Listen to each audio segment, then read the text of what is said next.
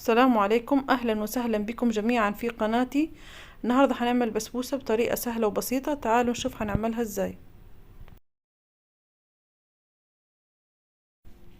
اول حاجه عندي هنا نص كيلو سميد سايب، مش مضاف له اي حاجه.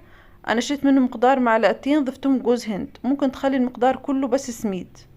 دلوقتي هضيف مقدار معلقه صغيره بيكنج باودر، هخلطهم مع بعض، عليهم رشه ملح. دلوقتي احنا هنا هجيب كوباية الا ربع سكر. انا استعملت كوباية مقاس 240 ملي، عليهم كوباية لبن. دلوقتي هنحطهم على البوتاجاز مجرد يدفوا. احنا مش عايزينهم يسخنوا، بس مجرد يدفوا. دلوقتي عندي هنا نص كوباية الا معلقة او 100 غرام سمنة، هندفيهم في الميكرويف. انا هنا ضفت نص كيلو سميد، شلت منهم مقدار معلقتين، وضفت معلقة صغيرة بيكنج باودر ورشة ملح. دلوقتي السمنة بعد ما سيحتها هضيفها فوق السميد، وممكن تحطيها صلبة السمنة. دلوقتي احنا عايزين نبس السميد بالسمنة، وعايزين حبات السميد كلها تتغلغل بالسمنة.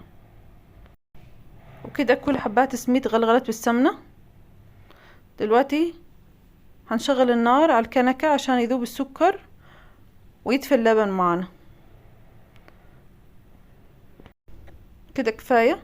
دلوقتي احنا بصوا، مجرد انه احنا نحط صباعنا نستحمل درجة حرارة اللبن. دلوقتي هضيف اللبن فوق السميد.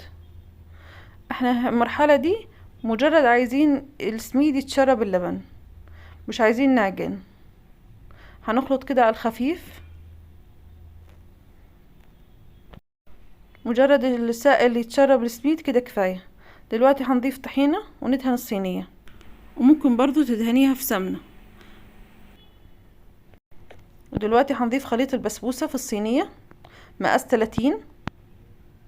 ممكن تعمليها 28، بس 30 سماكتها حلوة. وهنمدها في الصينية. دلوقتي هنخبطها كده خبطتين 3 على الرخامة لحد ما يستوي سطحها، وهنركنها على الرخام حوالي نص ساعة. احنا عايزين حبات السميد تتفتح معانا بس تدخل الفرن، مش عايزينها مكتومة. الافضل نركنها حوالي نص ساعة. ممكن ترشي لها حاجة فستق او سوداني او اي حاجة، وممكن تسيبيها سادة، الموضوع بيرجع ليكي. وبعد ما نريحها نص ساعة هندخلها الفرن درجة حرارة 200، الحرارة من تحت، لمدة 30 دقيقة او 25 دقيقة. مش هتاخد معانا وقت كتير. دلوقتي هنعمل شربات البسبوسة. عندي هنا كوباية ونص سكر، عليهم كوبايتين ونص مية. شربات البسبوسة بيكون معانا خفيف. دلوقتي هنحطهم على البوتاجاز لحد ما يغلوا. دلوقتي هنضيف لهم عصير نص ليمونة او معلقة كبيرة عصير ليمون. هسيبهم يغلوا حوالي 7 دقايق. بعد ال7 دقايق ممكن نضيف ظرف فانيليا او ماء زهر، او ما نضيفيش اي منكه، تخليه بس كده سادة، او معلقة سمنة بلدي مثلا. وده شكل البسبوسة بعد ما خرجتها من الفرن. خدت مني وقت حوالي 25 دقيقة، والقطر برضو بيغلي. يعني البسبوسة سخنة والقطر سخن. بصوا، مجرد ما انزل الشربات فوق البسبوسة، البسبوسة بتشرب الشربات على طول.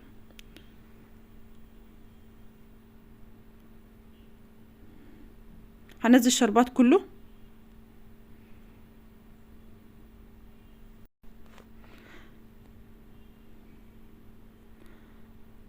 بصوا ازاي بتشربوا.